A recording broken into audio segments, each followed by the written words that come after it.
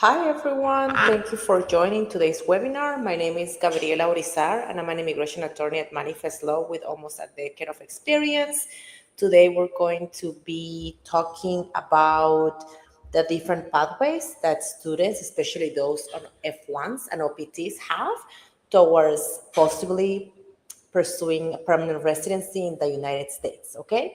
So I'm gonna share a presentation and I'm gonna provide general insight, and then we're going to open the space for people to ask questions.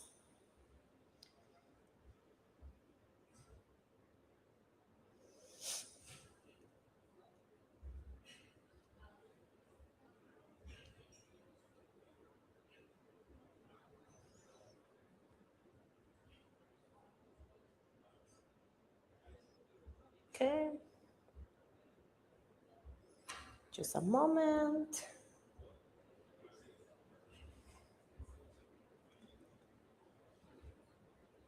Awesome. Okay, cool. So here's a little bit of an overview on what to expect today. We're going to be speaking about most common green card options, employer sponsorship, family-based routes, and other long-term strategies. Also, we're going to be touching on realistic timelines, key requirements, and how to avoid common pitfalls, right? Some of the biggest mistakes that I have seen throughout my career that foreign nationals make when applying to permanent residency. Like I shared before, I have almost a decade of experience handling talent visas, business immigration, and other type of employment-based visas, advising multinational corporations and some of the largest employers in the world.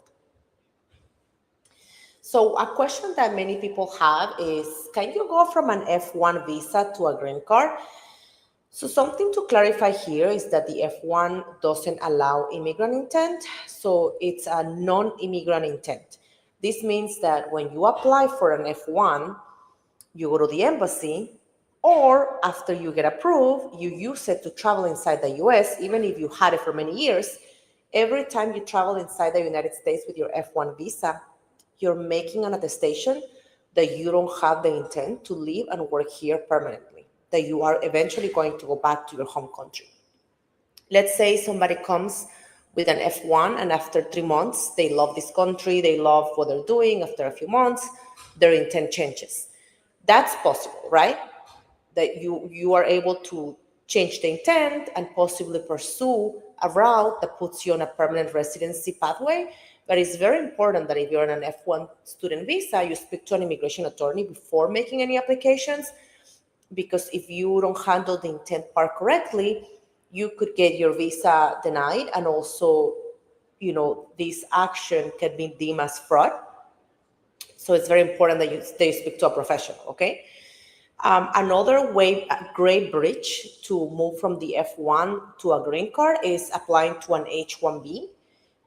So H-1B is a non-immigrant visa, but it allows for dual intent. So while you have the H-1B, you're able to apply for a green card through another avenue, and you're able to continue traveling in and out of the United States with your H-1B visa stamp. Another option that F1 holders have is using their OPT or their STEM OPT as a bridge to another type of work visa that facilitates dual intent. OPT and STEM OPT. So what is the OPT? OPT is a temporary work authorization tied to F1 status, and it confers 12 months of OPT.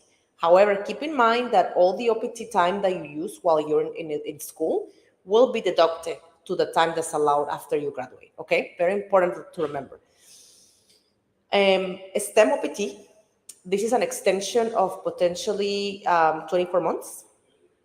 So if you have 12 months left on OPT and then you apply for STEM OPT, you can extend it to up to 36 months, which is a great option for people to stay in the US, work, and then either apply for the H-1B lottery or build their profile to possibly maybe qualify for an O1 and eventually an EB-1A, which is a green card-based application.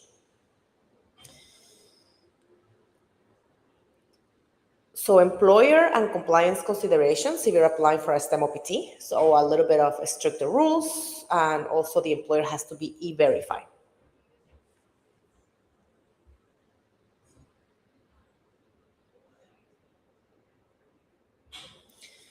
So we have three possible avenues to pursue permanent residency. The first one, and the one that's most common, is family-based. So if you have a qualifying relationship, like if you're the spouse or immediate relative of a US citizen. Also, spouses and children under 21 and unmarried of green card holders can also apply. And the second route is employer sponsor, which is also another common avenue. Having your employer file a green card application either through PERM, which is the labor certification, and we're going to speak about it a little bit later, or through an EB1 application. And the last one is self-petitioning and or based on merit, right? And you can set self-petition, you don't need an employer if you're filing for an EB1A or an EB2 NIW. Sure, if you have an employer that's willing to sponsor you and wants to keep you long-term and pay for the fees, you can also have them sponsor the EB1 and EB1A and the EB2 NIW. So now let's get into more detail for the employer sponsor route for the green card applications. So the employer supports the work visa strategy, right? So we have different categories. We have the EB2, EB3, and EB1. So under the EB2, you need an advanced degree, or if you don't have an advanced degree, especially if you're pursuing an NIW, you can qualify through the exceptional ability. What's an advanced degree? An advanced degree is anything master's or higher. And if you or a bachelor's plus 5 years of progressive experience. This means 5 years post when you got your bachelor's. If you don't have an advanced degree or a bachelor's and 5 years, you can look at the requirements of exceptional ability and see if you also fall within this category. Then you have the EB3, which is for professionals or skilled workers or other workers. And for both EB2 and EB3, you do need a PERM, a labor certification. For EB2, you can get the requirement of the PERM labor certification waived if you're applying to the NIW, the National Interest Waiver. If you're not applying through the NIW and you are required to do a PERM, then you have to go through the Department of Labor, which could take about 2 years to get your labor certification approved.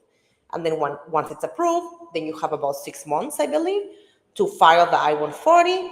Then if your priority date is current, you can apply for the green card and a work permit based on that I-140. Then you also have the EB1 categories, which are the EB1B for outstanding professors and researchers, and the EB1C for multinational managers or executives. These two don't require a PERM. The EB1C multinational manager is a great option if you're working for a large multinational company and they offer you, let's say, a position abroad, like in London, for a full year. You can do that for a full year, then come back into the US with an L1A, and then apply for the green card and just reuse all of the materials that you provided for the L1A and qualify for the multinational manager or executive. And this is important, the category is important, meaning EB1, EB2, or EB3, because every month the Department of State releases something called the visa bulletin, and it's divided based on categories, right? You have the EB1, EB2, EB3, and depending on your category and your country of birth, that means how long you will wait in line until you're able to apply for your green card. So what matters most? Employer willingness, right? Timing and role fit. If it makes no sense for you to have your employer sponsor you if you hate your job or you don't feel comfortable or that's not something you want to do long term, because this process can take a very long time. Staying in valid status while the steps progresses. So different from the family-based route, employment-based applications for green cards are very strict in terms of keeping status, right? So you can't, let's say, come in the US with a visa and then run out of status and then try to apply for a green card or adjust status through an employment-based application. You will not be able to do that. Marriage-based and the family route, there's some options to do that, but not with employment. Now let's talk about the self-petition green cards. So some green cards pathways allow you to skip the perm labor certification and the employer requirement. So the bar for eligibility for both of these is high. You have to prove that you have extraordinary ability for the EB1A, meaning that you're at the top of your field and you're a trusted expert in your field, or that you either have an advanced degree or exceptional ability, and that your work is of national importance. And this is for the EB2 national interest waiver. So let's compare these two. Let's compare the two that you can self-petition. The EB1A versus the EB2 NIW.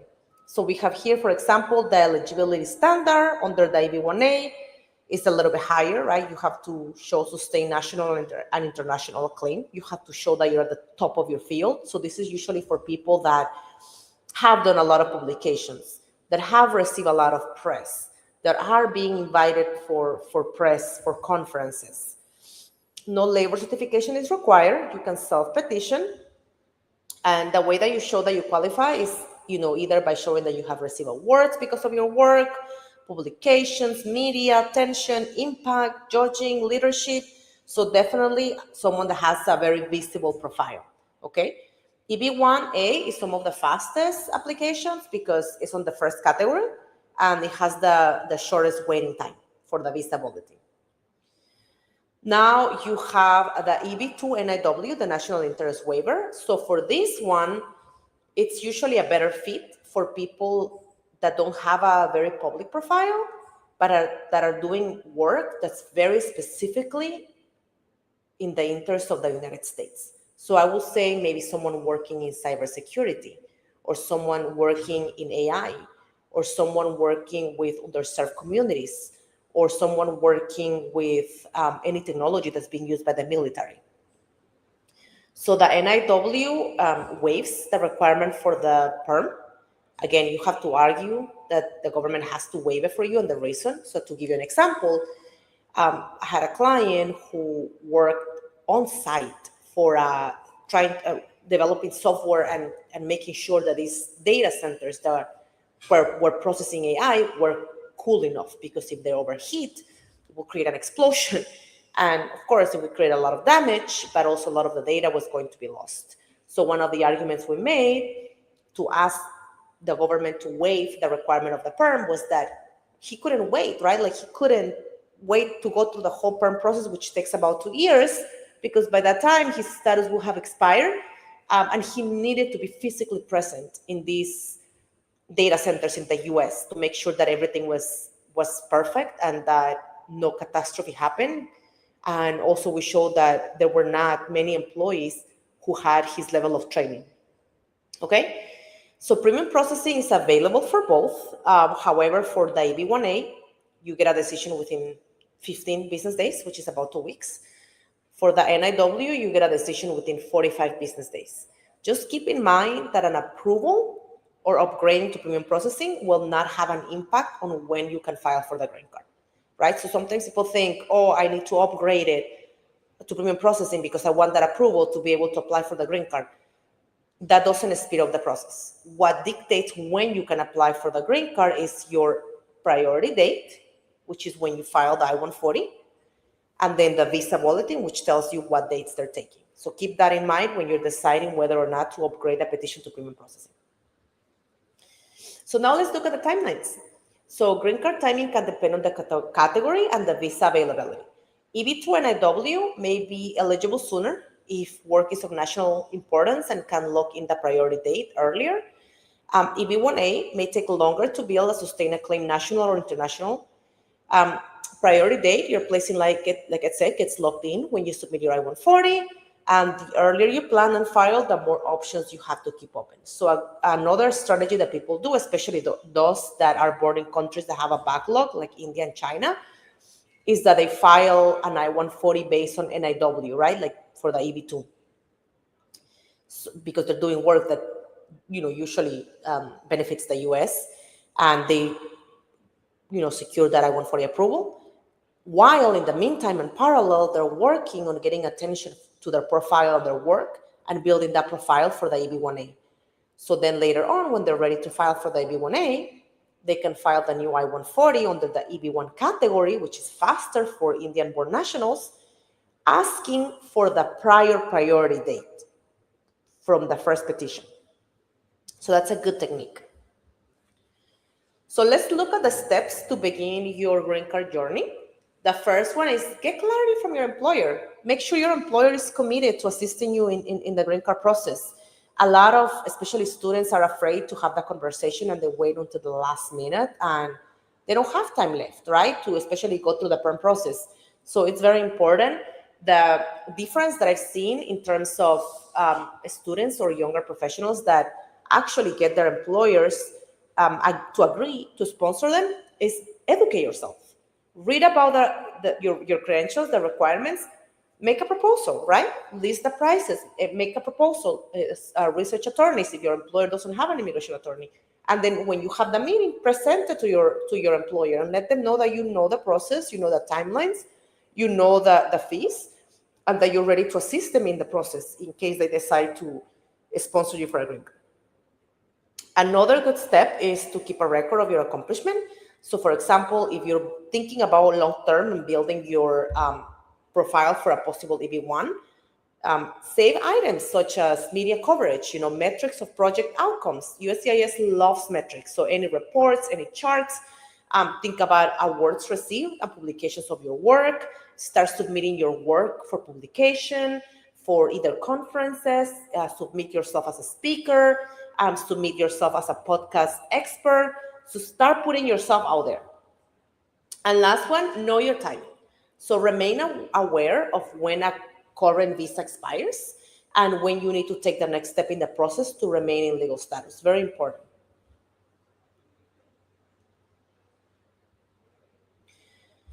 So now let's talk about the common mistakes that applicants make when applying for this type of green cards.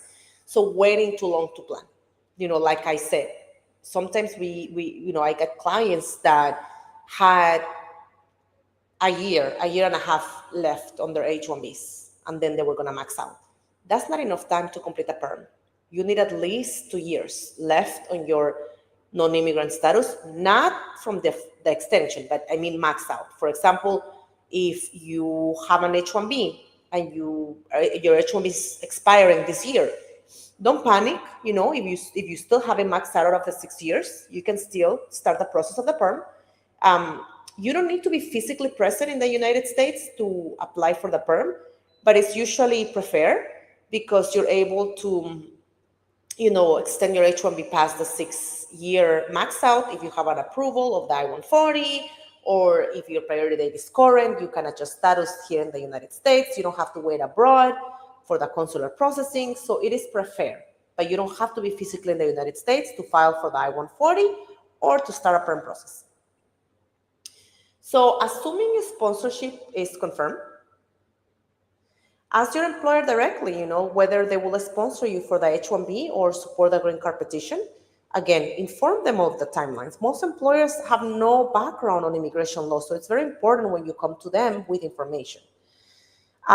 Weak or last minute evidence. Build your evidence over time. So it is more credible if you apply for a talent visa and you can show for several years that you have been featured on public speaking engagements, that your work has been recognized, that you have done publications, rather than 3 months of all of these publications and no history or backbone, right? So think about credibility. Okay, so let's take some questions. And here is our email if you have any questions or if you want to schedule a consultation with an immigration attorney to go over your profile. My only recommendation would be please submit your documents prior to your consultation at least 2 days in advance so that your attorney can spend the time of the consult just giving you advice and a strategy rather than going over the documents, okay? So let's take the first question. Can you help with filing an NIW I-140 petition while the employer filing is pending for more than a year? What would be your suggestion to do with the pending NIW filing after the new one is filed? Yes, so people have done that. They have self-sponsored for an I-140 and IW while their employer's spending. Um, some people ask the employer to upgrade the NIW petition to payment processing because this will push USCIS to make a decision. And even if it's an RFE, at least you get clarity in your petition, right? Like you get an RFE for the employer-based NIW, you can take a look at the RFE and see what are the weakness spots in your application. And you can incorporate that in the new petition that you're filing for yourself. So think about strategy, think about timing. Don't file a new one blindly. Try to get some feedback from USCIS before you file a new NIW I-140. If high salary and judging criteria are not applicable to my case, which of the other six criteria you suggest prioritizing to strengthen the AB1A petition? I think everyone should be using the criteria of original contribution to your field. Like there is so much you can provide there. For example, if you have pending patents, if you created a software that's openly available and accessible for people, if you done research, if you've done publications, if you have worked for companies where you raise the profit or the revenue, you can include everything here, right? And also you can include the 5 to 6 expert recommendation letters from people who are expert in the industry and can talk about your work. Just keep in mind that the letters that carry more weight are usually people that have not worked with you directly. So start networking, start sharing your work with these organizations, maybe nonprofits that are dealing with technology. Make yourself known, but definitely original contribution to the field. And now, in terms of the other applications, in terms of the other criteria that you can look for, it totally depends on your profile and your level of comfort, right? If you really don't want to do judging the work of others, perhaps you can start thinking about publishing your work in scholarly articles, right? Doing publications, tracking the citations. That's another one that you have a lot of control over. Now, another one that people have control over is work, a press or attention about your work. Again, you can submit your work for consideration. Maybe there is a podcast or a magazine or a newsletter or something that relates to your work. Another thing that people forget is awards. Like you can actually submit your work for award considerations. And think about also fellowships. If you got in fellowships or scholarships, this count as both criteria, awards and membership in distinguished organizations. That's another one that you can look into it, like looking into organizations that require outstanding achievement for you to be part of, that you have to apply for, not just pay a fee and then be in.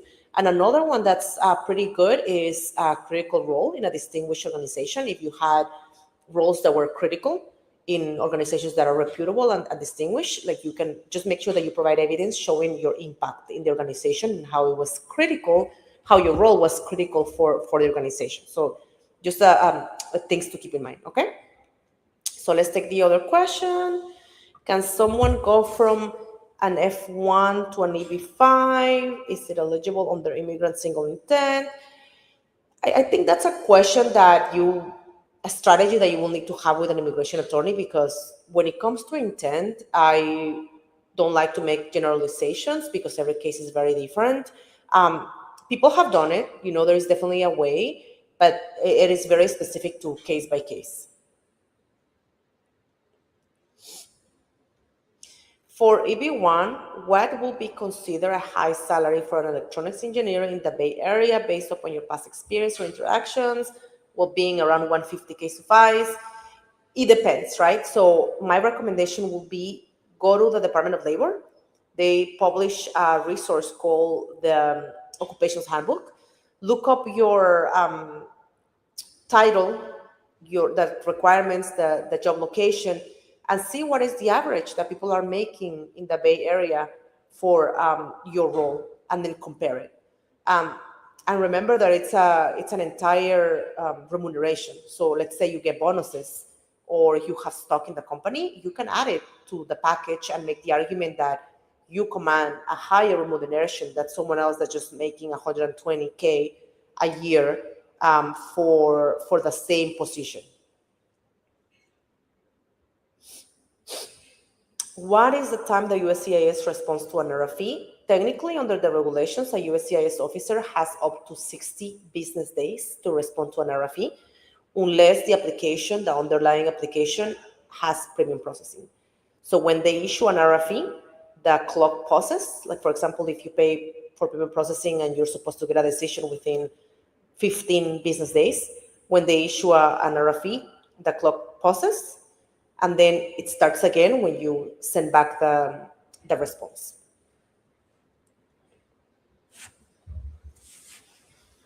For EB2 and IW, is there any difference between workshop 4 pages and conference papers around 8 pages? Do officers check the details about papers, where it is published, was accepted, right, etc.?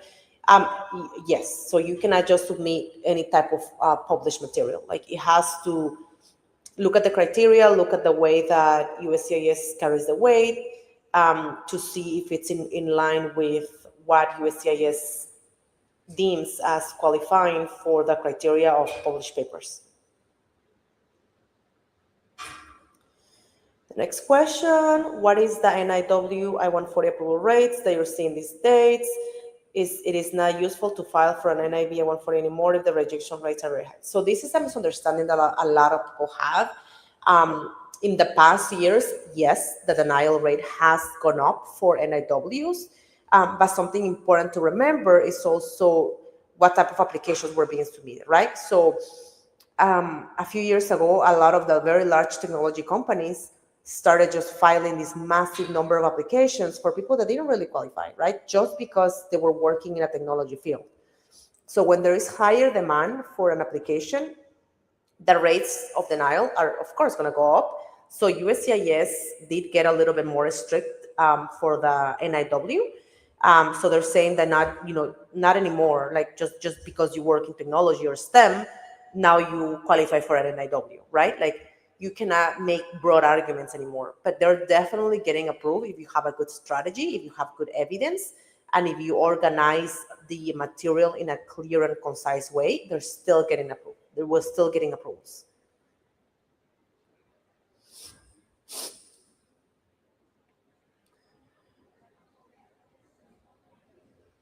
Okay, so if you have any more questions, feel free to list them in the chat. You can also reach out to us directly, and we'll be happy to provide you with any feedback.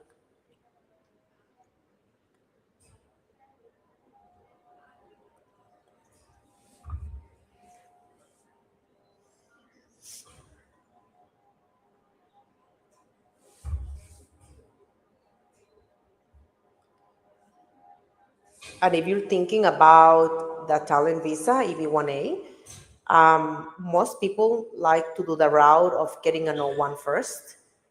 And then, since the requirements mirror each other, the requirements of the O1 mirror the EB1, building their profile for like 1 year on the O1, and then reusing everything that was previously filed for the O1 and just adding the extra information from the year, and then applying for the EB1A. So that's also a good strategy for people if you are thinking about the green card based on talent, but you don't think that you're there yet. Doing the O1 first is a good approach.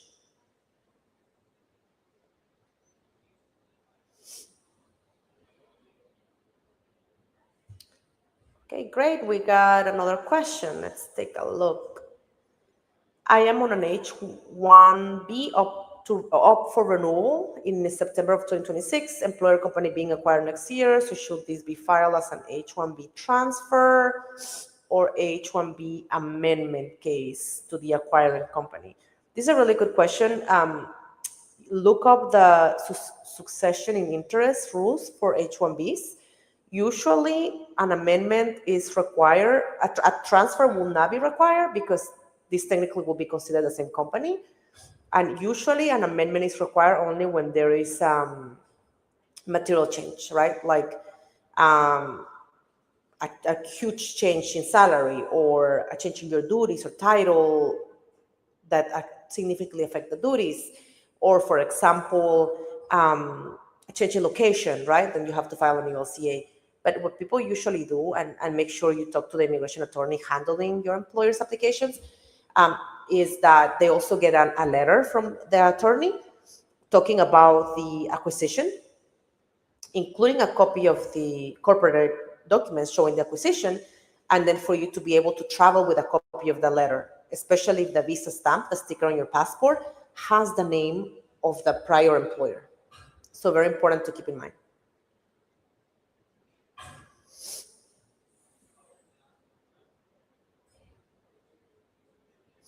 If we are rejected, can we apply again with manifest law without extra payment? So I'm not so sure for EB1 too. I'm not so sure the type of question that you have. Maybe you can elaborate a little bit more. You mean rejected from manifest law or from USCIS?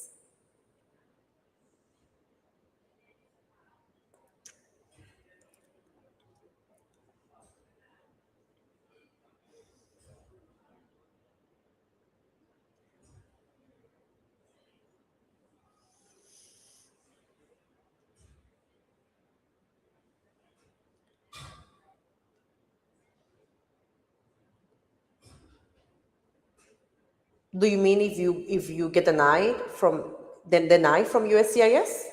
Like if USCIS denies your application because they didn't think you qualify for an AB1, EB2 NIW? So Manifest has several layers or packages. There is the top tier, which has certain conditions. If you pay for that one, then you get your money back if it gets denied. But it's just for one type of package and conditions apply. So take a look at the tiers that we have to see which one is the best fit for you.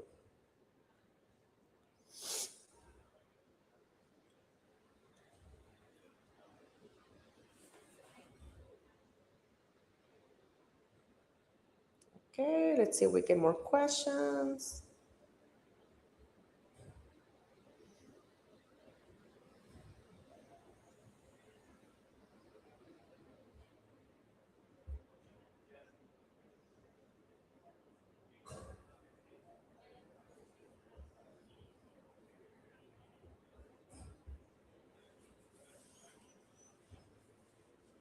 Okay, we're gonna post the link for consultations. If you guys have a question, if you want to speak to one of our attorneys, if you want an attorney to take a look at your profile, even if you are not ready to file, perhaps you can get some guidance on how to make your profile stronger for either an EB1A or an NIW application.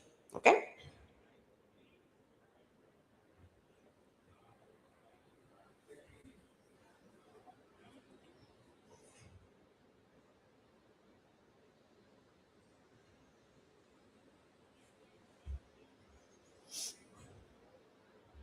Awesome. So here's the link.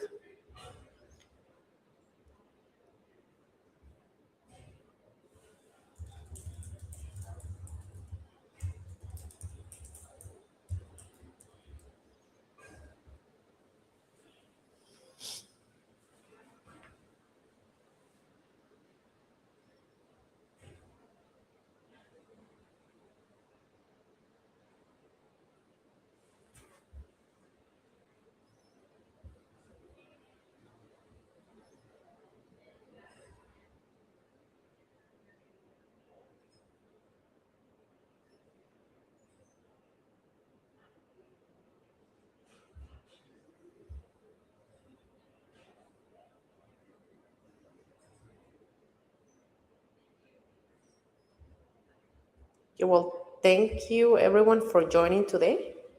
And I hope this was helpful, and we're going to be hosting more of this. Thank you.